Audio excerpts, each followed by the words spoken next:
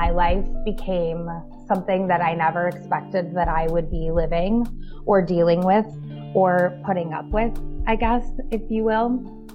Scott was an alcoholic. Welcome to Flip Your Script, the podcast about life's critical turning points and how people find the inspiration and motivation to move forward and rewrite their unique stories. Produced by Media Minefield, the show is hosted by Christy Peel, who flipped her script from an Emmy-winning journalist to a successful entrepreneur and speaker. This is a deeply personal Flip Your Script episode about how one decision impacted all aspects of Michelle Lawless's life, and I mean all aspects. Michelle doesn't hide the part of her life we're going to talk about today, but her life now is so different. People who are close to her, who work with her every day, have no idea about this part of her life. I'm so honored Michelle's willing to talk about this because I'm confident it will help someone else, and that is the beauty and the power of sharing stories. Michelle, thank you for your willingness to talk about how you flipped your script. Thank you for having me, Christy, and for giving me an opportunity to, as you mentioned, talk about a part of my life that I don't really hide, but I don't really talk about. And I feel like it's going to be really valuable for me, and I hope for somebody else. Yeah, I believe that. I believe that as well. So, brief background, you're a newlywed, a dog mom to 3 puppies now, a new auntie, and an executive. And you're living your best life, and yet it's completely different from where your life was when you lived in Hawaii. Let's start in Hawaii. You moved to Hawaii because of the man you were living with, Scott. Tell me about when you were in Hawaii, your life, and Scott. So Scott, for a really long time, was the love of my life and a person that I thought I would spend the rest of my life with. And as I look back on it now, you don't realize in the moment that your life is changing or maybe slipping away. I think that is self-protection or just a way to kind of get through the day to day. However, that was what happened to me. My life became something that I never expected that I would be living or dealing with or putting up with, I guess, if you will. Scott was an alcoholic. And I feel like when I look back on it now, it was a very slow progression, but there were always signs there and red flags. And when we were in Hawaii, I lived in Hawaii for 2 years with Scott, and our time together, the relationship got progressively worse. Scott's drinking got progressively worse. And I didn't talk about it. You know, I was thinking about this. I didn't talk about the situation and what I was living until the very end. And it was in that very end, like, that I finally told people what was really going on in my life. So let's back up. You went to high school, you went to college, you had a successful career, you moved to Hawaii, you saw maybe some red flags, but kind of looked past them. No one gets in a relationship intentionally with an alcoholic. That was not what you thought you were signing up for. He had some maybe, bad habits or drank a little bit too much, but what you moved to Hawaii for, and then where it got at the end, that was a slow fade. But looking back on it, because we've talked about it, looking back on it, there were bigger red flags than you were willing to admit at the time. And there were some things that you weren't your best self then either. No, absolutely not. When I think back on that time, I have so many regrets about how I handled things, how I lived my life, the decisions that I made for myself. I wasn't valuing my health or myself, and I was looking for any way to avoid the life that I was living. And so I made really bad decisions for myself and was a person that I didn't expect that I would ever be. But when we think about who we want to be and how we want to value ourselves and the decisions that we want to make for ourselves and the type of person that we want to be, even in the handling of situations, when I look back, I didn't do that well. And I'm sure that wasn't helpful in my relationship at that time. I didn't have the skills that I have now, the coping skills that I have now. And so I do want to be really clear that I'm not proud of the person that I was during that time. And I've learned so much from that, and am a better person because of what I went through. And the thing with addiction, the really hard part was, I mean, you're right. We don't get into relationships. We don't fall in love with people who are addicts because realizing that they're addicts. We fall in love with them because people that have addiction are amazing people. And that was Scott. He was funny. He was just like the life of the party. He would do anything for his friends and family, like give the shirt off his back. He was that type of person. And I think the really hard part for somebody who loves an addict, especially when you realize that things are getting bad and there's maybe some thoughts about what do I need to do? And should I be in this situation anymore, is that there are always moments where that person is back, where you see that person again. And it's really hard to give up on somebody that you love so much as you see them slipping away. But the hard part, I think the really tragic part with addiction is that the person doesn't lose themselves. I mean, they do to a certain extent lose themselves, but they don't change. Who they are, like inside, way deep down, is the same person that you fell in love with. However, the addiction almost like takes over. Like, I feel like it's like being possessed.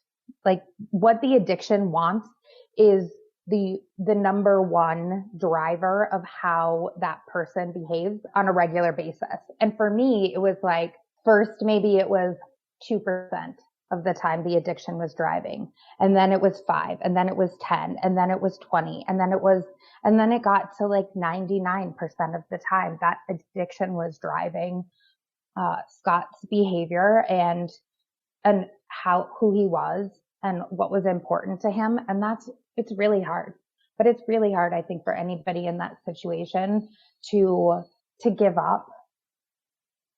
And in a sense, leaving somebody is giving up on them. And that was really difficult for me. It was really difficult for me to get to that point where I needed to give up. So let's go back before we get to the leaving piece. I think there are a couple of things. So you can't control Scott. You can't control his behavior. You can't control the addiction that was taking him from you. And yet you could control your own response. And that's the part that you're not proud of. That's the part that if you could go back, you would do differently. So for people who are listening, who may be in that spot, were you ashamed of Scott? Were you ashamed of what you'd become? Is that why you weren't yourself? It's a really good question.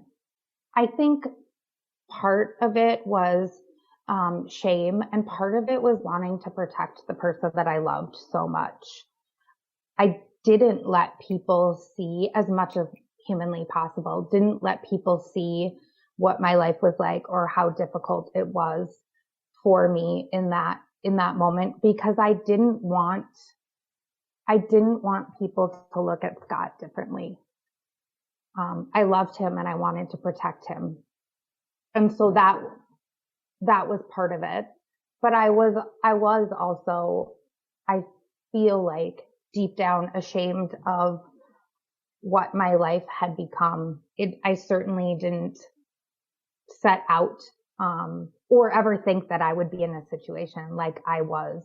And so there was definitely some shame involved. And I think when things are really hard, we all look for coping mechanisms, and sometimes it's denial, and sometimes it's numbing the pain, and sometimes it's focusing our energy on things that is really not beneficial. But I spent so much of my time during that time period worried about Scott that I forgot what it was like to think about me and what I needed and what was important to me and what made me happy and what filled me up. I don't know if I didn't feel like I was worthy of that, or if it was just that all of my energy was focused on somebody else's well-being, and I didn't have any time or energy to devote to my own self. But that was my reality. I almost never thought about what I wanted or what I needed. It was always about Scott. And that's really challenging to live in a relationship where you don't really matter. And that's sort of how it felt. So in thinking about how you were living, and there was this, you didn't want people in to see what Scott had become, because maybe you could keep up the facade that everything was fine, or that this was the best parts of Scott. Let's put the best parts of Scott out there. So you were closing yourself off, and you weren't letting light come into the darkness. You were just living in the darkness, which sucked you into it as well, and was what the addiction was stealing from him. It was stealing from you as well. And that meant that you didn't let your family, who I know you're very close with, they didn't know. Friends didn't know. If you could go back, do you think that would have helped talking about it? I think it's such a struggle because of all of the things that we talked about. There's so many feelings involved with being in a relationship with an addict. And I didn't want judgment. I didn't want people telling me that I needed to leave. I didn't want people judging Scott. There were so many different things that I thought would come along with me talking about the situation and what was going on. So I just didn't. I chose not to. However, it was so difficult for me to live that life essentially alone, and to feel very alone in dealing with what I was dealing with. And if I could do it over again, I would find somebody. There's somebody in your life who's going to be supportive and non-judgmental and help you to determine the right time for you and the right course of action for you in that situation. And I just think there's power in talking about what happened. I remember when I first started talking about it, which was, maybe 2 weeks before I actually left Hawaii. It was for 4 years that Scott and I were together, and maybe 2 weeks at the very end, that I started to be honest about what had happened in our relationship. And I remember talking about it, and it felt like there was a weight lifted in just talking about it. It doesn't make the situation any better. It didn't solve any of my problems or my challenges or my issues, or make any of the decisions that I had to make at that time any easier. But there was a weight lifted in being able to speak out loud what was going on. And when you finally let some light in and started talking, and you felt this weight, is that what gave you the strength to finally leave? Yeah, it is. There's a few components. I think speaking about it really, really opened the door for me in my mind for the first time to think that maybe I needed to leave. I also, Scott in the end told me I should leave. And that to me speaks to his character. And that was one of those moments where I got the 1%, that 1% of who Scott was. He loved me so much, and he knew how much he was hurting me. He told me to leave. And I think about that, how challenging that must have been. And I'm so grateful that he said it, because it did make it easier for me to make the decision that I needed to make. So I did leave. I made the decision that I was going to leave Hawaii, and within a week, I had everything packed up and being shipped back home, and my dogs on planes to fly back to Minnesota, and I came back home, and I really had to pick up the pieces then. Because some of what happened in your life was that financially you were ruined. You were financially ruined. You had to find yourself and the strength that is within inside of you, but also you had made so many sacrifices that you were wrecked when you got here. How did you get out of that, because that when I think about your story, there's the flip your script moment of I'm leaving, which was such a gift that Scott gave to you. But then there's the, okay, now I'm here. Do I look back? Do I look forward? And you made a pretty significant decision to go forward and to think about you and put you first. Talk about how you found the strength to even do that, because that was such a shift from how you'd been living in Hawaii. I really owe my family for that. My parents took me in, let me move back into their house, helped me to figure out what I needed to do to financially get back on my feet. So from that perspective, I got a lot of strength from them. And then I had to sort of deal with the reality of the emotions that I had sort of been stuffing down for so long about my relationship, and about the fact that everything that I thought about how my life was going to go was totally destroyed and ruined and different. And I feel like I went through all of the grief stages during that time, about my relationship and where my life ended up. And I had to go through kind of all of those stages and work through all of that stuff. But I was really determined to do better. It was really important to me that my parents were proud of me. I've always been like a super driven person. And so I wasn't going to let this defeat me, but it took a lot. It took a lot of time and a lot of healing and a lot of self-work and a lot of therapy in order for me to be able to really move past this and pick up the pieces. And this is something I don't think you ever really let go of all of what happened. But for me, I used it to make me a better person. I used what I had learned to become a better person, to understand myself better, to know what I needed for myself more, and to make a point of being a strong advocate for myself moving forward. Because you decided that the addiction may take Scott, and that was Scott's choice, but it was not taking you.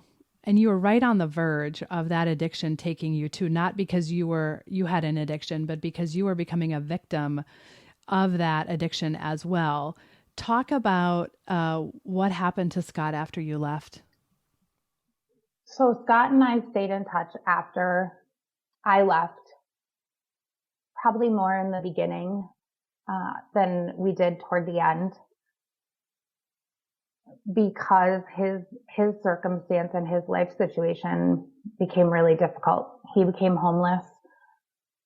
He was still addicted. He was living on the streets. He didn't have a cell phone anymore, so I couldn't really get in touch with him. It was only when he would reach out to me that we would have any communication.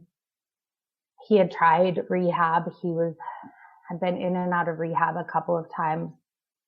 But in January of 2014, a little over a year after I had left Hawaii, Scott was sleeping on the streets in the same town that we lived in, right across the street from the restaurant that he was the head chef at for years. He was a fantastic cook. And he was murdered. He was stabbed to death by another homeless person at the time, who I think it was raining that night, and he had like shelter under a stairwell, and this person wanted Scott to let him stay there. And my understanding is Scott said no, and he left, and he came back when Scott was asleep and murdered him. So I received the phone call early the next morning that he had been killed. And at the time we didn't know, his family who called me didn't know the circumstances yet. So then I received a phone call later. I had just assumed it was something related to his alcoholism. But then to find out that he was murdered and it was brutal, it was really difficult. And there was a whole nother grieving process then. Because having the addiction take him is very different, because there's, I suspect, the hope that maybe he'll get healthy, and maybe he'll find the piece of himself that the 1% that you knew was still there, right? And then when he was physically gone, the hope is what died, right? It absolutely is. And there's anger at the person. How could somebody possibly do this to another human being? There's all of those emotions, but there's also survivor's guilt. I left. And what if I hadn't left? And that was something that I had to really work through. I made the right decision for me, but I left Scott, and his life didn't end up the way that I think any of us wanted it or that he deserved. But in my heart of hearts, I know that I couldn't change what happened. And, me being there wouldn't have changed the circumstances in any way, shape, or form. But it doesn't make the pain any easier. And again, there was a lot of therapy in order to get through all of that. So what's so interesting about this whole story, and the reason that, if you think about Scott and how his life turned out, and you think about the kind of person who falls in love with that, it's not you, right? And those are just stereotypes and all the things that aren't. That's why I'm so glad that you're sharing the story, because no one falls in love with an addict, and an addict, that's a disease. It robs people, and you stood up and said, you're not taking me too. And it's been so interesting to watch you come back and to work 2 jobs. And so I think now we can talk about how we know each other, because a lot of people who we both know don't know this part of the story. And I only know it because I was a witness for the flip your script part of your professional life. So your sister's very good friend was the first full-time employee at Media Minefield. And she came to me and said, I'm not really sure what's going on, but my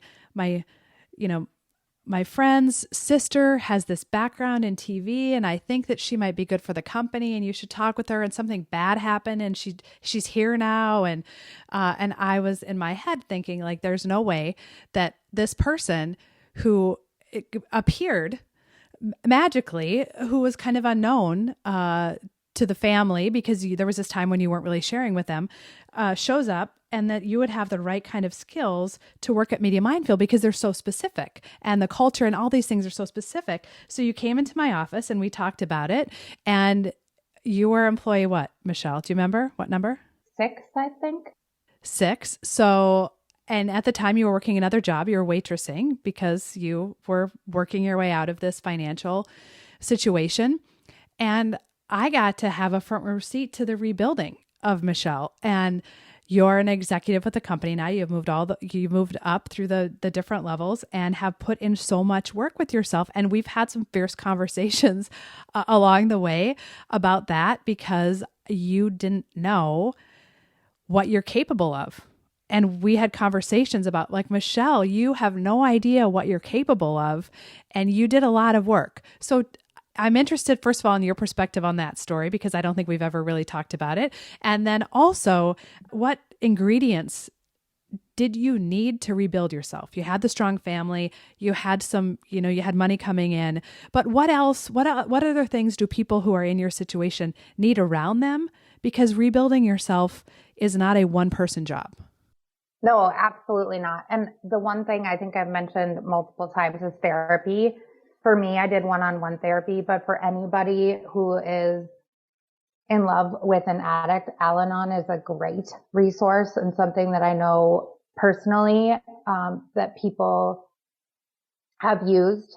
It's really important to talk through this and to have somebody that can help you through this. I think it's nice that the nice thing about Al-Anon is there's other people there that are in your similar situation.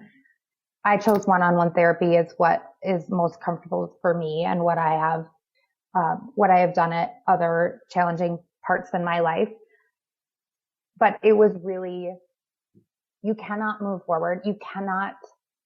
I think when you live in this situation, you're so used to pushing everything down and to not really being forthcoming with your emotions or your feelings because you're just so busy trying to live and survive that you don't think about that stuff. But you have to stop doing that. And doing that is really difficult. And it's working through some really tough emotions, but it's so important. And the other thing is I don't think you ever really turn the page from this. So for instance, I was back in therapy, I think 2 years after Scott's death, because I found myself again really struggling. And it was actually my boyfriend, who's now my husband, who said, I feel like you need to go talk to somebody. And that was really hard to hear, but he was right. I did. And so I went back to therapy because I still had some stuff that I needed to work through. And so I think that's the other thing. Like these things creep up at different points in our life. When I got married earlier this year, I thought about Scott on my wedding day. And not in a bad way, because I feel like he would be so happy for me. I know that he would be so happy for me, but it doesn't mean that my love for Kurt and our relationship and our family and the gift that Kurt has given me, I feel like in certain ways is a gift from Scott. And it's really incredible, but it doesn't mean that any of the past, like it doesn't ever really go away. So you have to confront that. That's my biggest thing that I had to learn is I have to stop pushing things down. I have to start confronting my emotions. And then I had to learn how to love myself again and how to think about myself and what was important to me. And the biggest thing for me was being really honest about who I was, about my strengths and my weaknesses, about what I really loved about myself, what I wished I had done differently, and then learn from all those instead of dwelling on the past and the things that I wished that or the person I wished that I was, or the life I wished that I had. I used all of that to build the person that I am today. All of that contributed to who I am today. And I just think we can never stop learning and growing.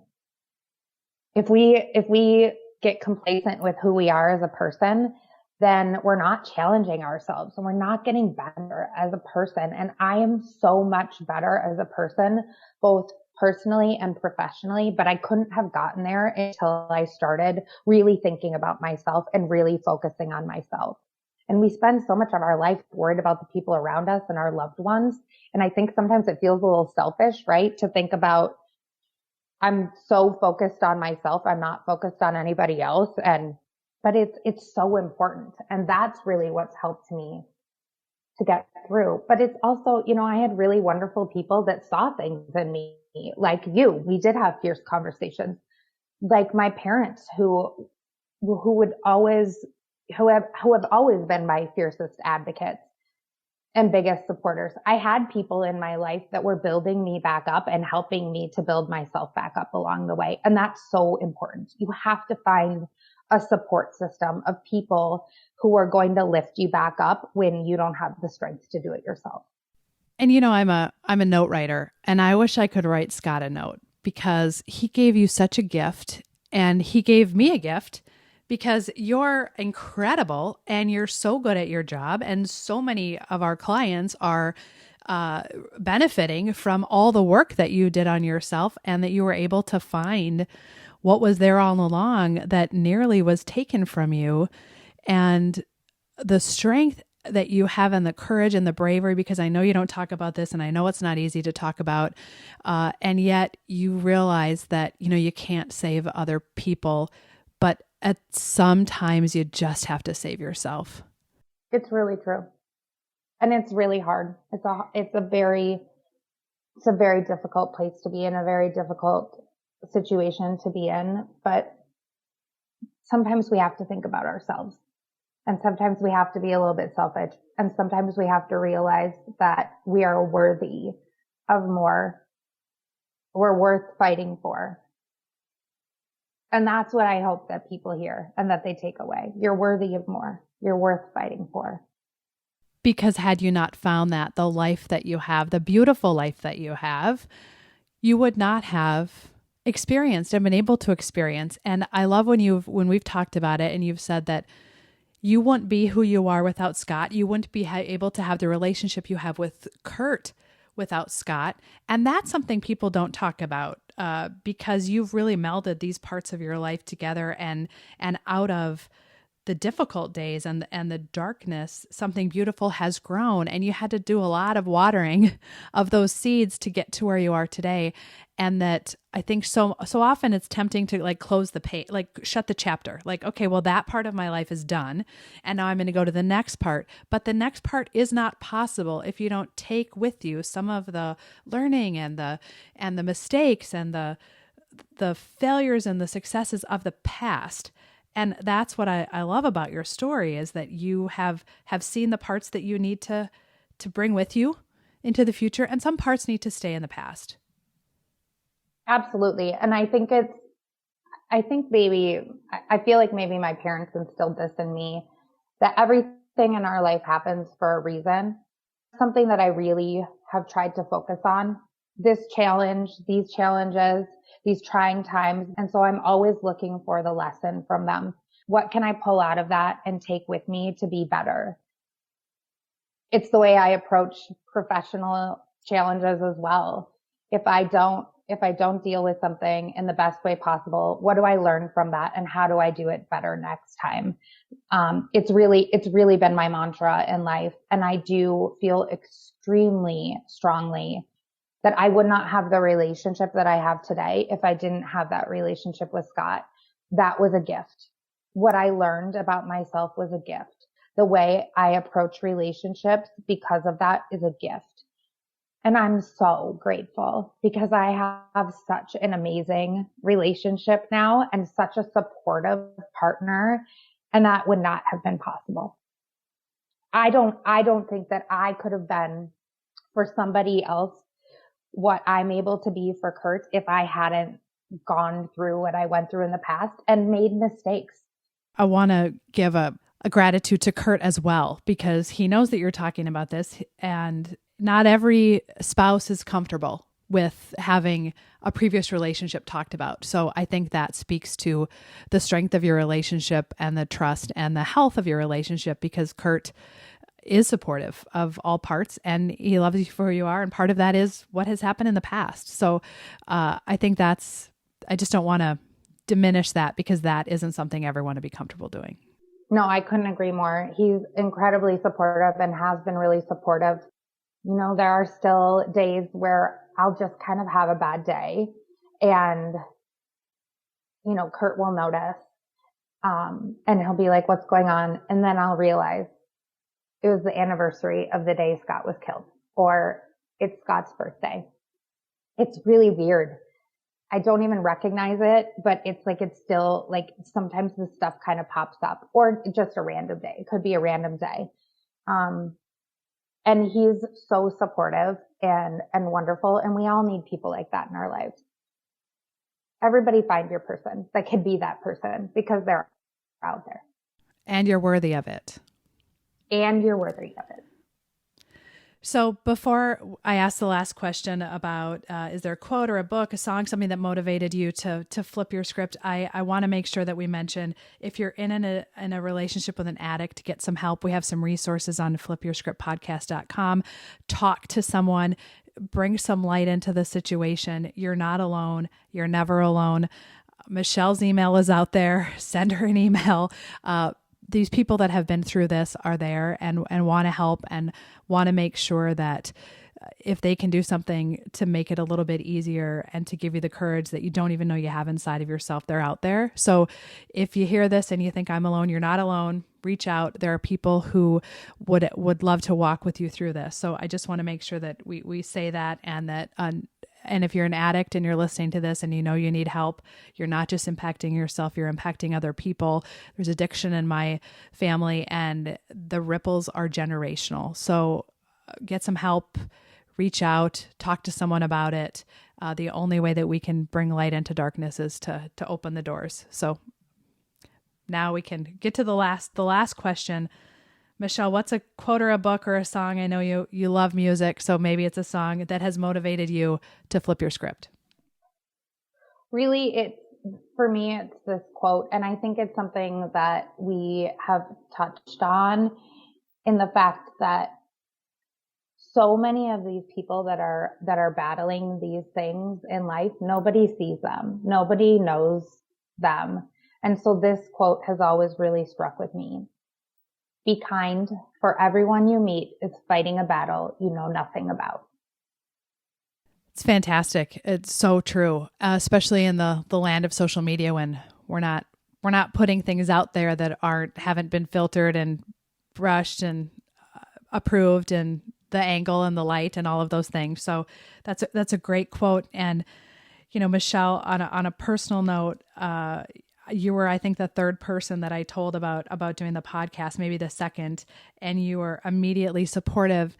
And yet you didn't know that I was going to ask you to share your story. And I'm really proud of you in so many ways. And you are just getting started. And it's just been a pleasure to have a front row seat to see you blossom. And again, you're just getting started. So thank you for having the bravery and the courage to flip your script, to be on the podcast and to be part of this podcast, because you're also an integral part of launching this. So it's odd to be part of something and also to be like really part of something. So thank you for trusting me. Thank you. It's been a really great opportunity, and I appreciate all of the support and for encouraging me to do this, because there's something therapeutic in being really open and honest with who you are and how you've got to where you are. Thank you. Michelle said some really important things about addiction, about living with someone with an addiction, and in general, the gift that someone who isn't healthy can give to someone else so that they can find their best self. And if you can't save someone else, and that's a hard thing to realize when you love someone and you've seen them in other ways, but sometimes the right next best step is to save yourself. My hope is that Michelle's story of how she flipped her script empowers you to believe you're capable of more than you think, to discover motivation, to uncover inspiration, and to find the strength to turn the page. Thank you for listening to Flip Your Script, hosted by Christy Peel and produced by Media Minefield. If you like our message, please be sure to give us a 5-star rating and subscribe to the show wherever you listen to podcasts. You can also check out flipyourscriptpodcast.com for pictures, resources mentioned in the show, and information about our other great episodes.